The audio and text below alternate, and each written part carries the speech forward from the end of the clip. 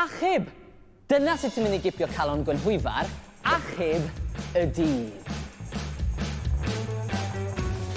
Y tro cynta i mi gweld hi, gwyddwn mod i am ei phrodi. Na chaif hon, le wrth y forgon, ond be am fod i ddau yn rhywle.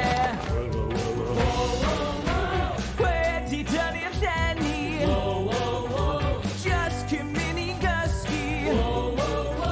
Hi sydd ar fy meddwl i. Gwenhwyf a pryd sy'n mynd i sylwi, yn bod ni'n dau, bod gyda'n gilydd. Gwenhwyf a pryd, yn frenhines i mi.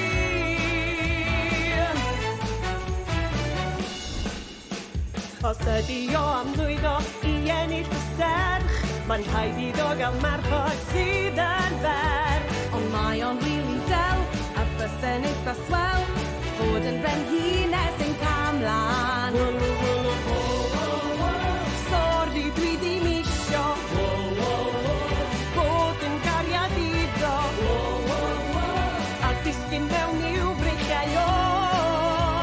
Na, na,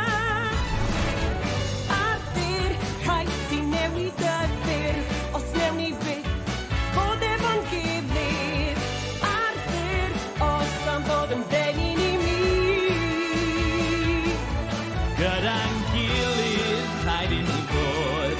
Bod yn farchog yw fy nod, A dwi'n gwybod fedra'n setlo am ddim llai. Wow, cariad sydd mor werthfawr, fel pili pala mewn cwmwl o law. Mistaw! Fe rwy'n siŵr yn clywed ni.